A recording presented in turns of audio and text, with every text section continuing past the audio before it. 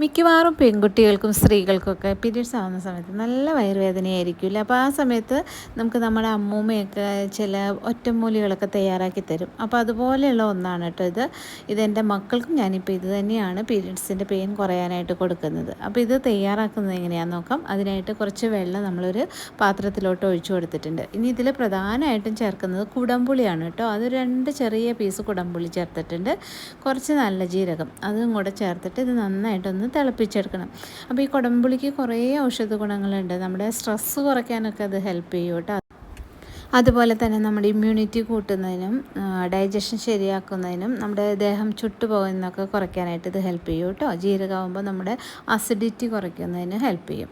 അപ്പോൾ ഇത് നന്നായിട്ട് തിളപ്പിച്ച് ചെറിയ ചൂടോടുകൂടി തന്നെ കുടിക്കാനായിട്ട് ശ്രദ്ധിക്കണം കേട്ടോ. അപ്പോൾ ഇത് നമ്മൾ അരിച്ചെടുക്കുന്നുണ്ട്. അപ്പോൾ എനിക്കും എൻ്റെ മക്കൾക്കൊക്കെ ഇത് നല്ല യൂസ്ഫുൾ ആയിട്ടുള്ളൊരു ടിപ്പാണ്. നിങ്ങളിതൊന്ന് ഉപയോഗിച്ച് നോക്കൂ. ഇഷ്ടപ്പെടുകയാണെങ്കിൽ കമൻറ്റിലൂടെ നിങ്ങളുടെ അഭിപ്രായങ്ങൾ അറിയിക്കണം കേട്ടോ.